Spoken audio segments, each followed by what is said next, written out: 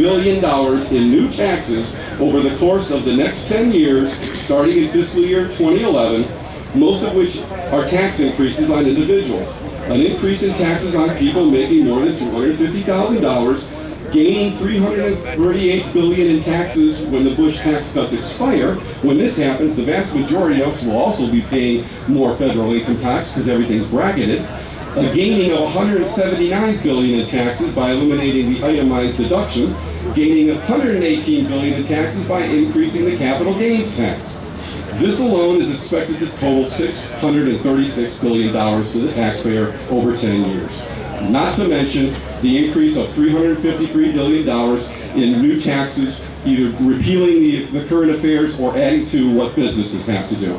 When businesses get targeted and taxed, they pass that on to the customer, freeze or reduce wages for employers, stop hiring, lay off, or even leave town. And that affects all of us. Most recently, the Waxman-Markey cap and trade bill that we're all familiar with.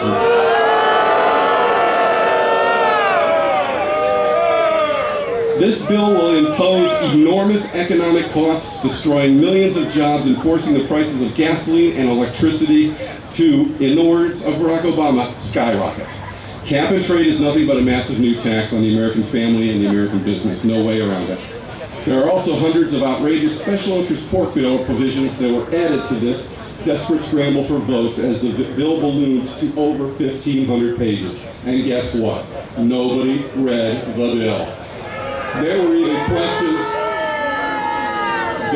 questions too as to whether or not there was a copy of it in the well of the House during debate and votes.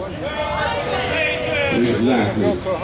Some will ask with cynicism, why am I speaking up now? What has happened to our government isn't something that has happened overnight. It's taken decades, some even say 100 years, but it has happened slowly over time. Slow enough for most of us to not even see it coming.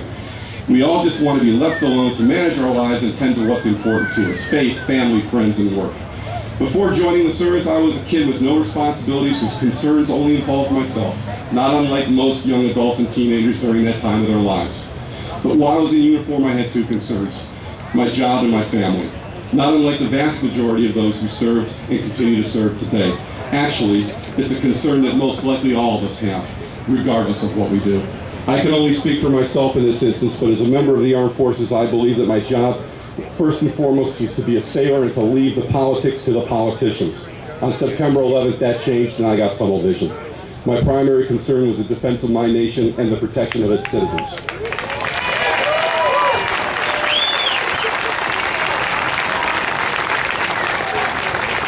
Okay. When I left the service, I noticed how vicious politics had come. 75% of our Congress had voted to send us off to war, then for nothing but political opportunity and gain, many in that same Congress stuck the equivalent of a knife in our back, promoting retreat and defeat, all at the expense of our troops in the field. For me, politics was no longer irrelevant. As a member of our armed forces today and over time, they have put their lives on the line so that we can have a voice. It is our right, bought and paid for with blood. For all too long, we allowed our politicians to run roughshod over us, believing that while we concerned ourselves with our own lives, that they would do the right thing by us, throwing us a tidbit here and there as they portrayed us as victims of the other political parties' policies. We were wrong. While we worked to feed our families, put a roof over our head, and struggled with the daily complexities of life, our politicians worked to solidify their own power and wealth in a new political aristocracy, all the while claiming to know what's best for us. Never forget that a politician's greatest strength is voter ignorance and voter apathy. But hopefully those days are over. And by seeing you here, they are coming to an end. They understand that they are accountable to us and that it is we, the people, who have the power, just as our founders intended. Patrick Henry once said, "The battle, sir, is not to the strong alone. It is to the vigilant, the active, and the brave." Our vigilance, action, and bravery to speak out are working to right our ship of state. It is not something that will happen overnight, but we have begun the process of having our voice heard. I hope that all of you continue to participate in these tea parties whenever you can. Our numbers cannot be ignored. The government and the media's attempt to marginalize us only prove that they are aware of our movement. Pass the word and do what you can to get to Washington, D.C. on September 12th for the National Tea Party on the Mall. Let us reap at the ballot box in 2010 what we sow now, for that is when we will change our Congress back to its representation of we the people. Thank you very much.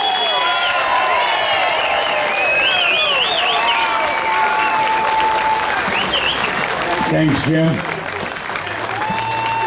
All right, guys. Some of you guys were at the last Tax Day Tea Party, and I was up there. Thanks. I was up there ranting incessantly, and a lot of it had to do with, are you guys sick of lifetime politicians? So I'm going to ask you that again.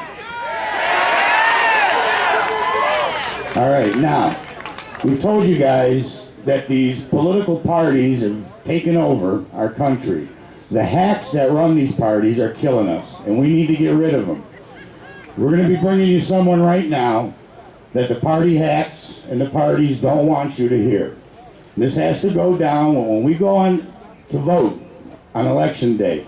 You might remember me saying, you know how you're always sick and tired of voting for the lesser of two evils?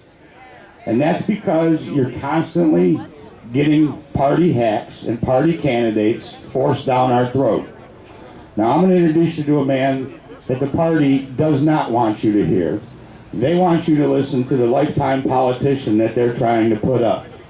And as a Tea Party patriot, it's our job to go ahead and make sure that the people have their voice. And when a person wants to get up and run for election, it's our job to make sure that their voice gets out to the people. And we're not going to let the party hacks ruin that message. We're going to go ahead and we're going to embrace that message. And we're going to put them in here in front of you right today, right now. I want to introduce you to Mr. Tom Ganley.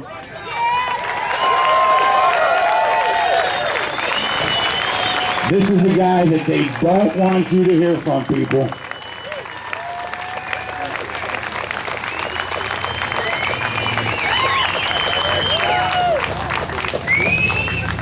Good afternoon to the citizens of the greatest country in the history of mankind. The greatest country. My name is Tom Ganley, and I'm a small businessman here in Northern Ohio, and I'm mad as hell. I'm in the automobile business, and now it's being taken over by our federal government. I want you to know that makes me very angry. I just recently lost 3 Chrysler dealerships. Just to give you an example, a young lady, not a young lady, certainly a lady, she's over 70 years old, Linda Novak, worked for me 30 years, and she lost her job. I had to let go of 200 people. Not me, I didn't let them go. The federal government let them go. Now we've got the federal government on the threshold of telling you what kind of car and truck you're going to drive. And the largest one you're going to be able to drive is about the size of that water bottle that I just put down. And we're not going to fit in those cars. And that makes me mad as hell. You know, we ought to have free choices in this country. Freedom is not free, as evidenced by the wonderful gentleman here. I met a Marine walking up the grass there, and I said to him, thank you for your service. You know, those guys that went over and fought for us in all these wars, all I can say is I salute them, and we stand behind them.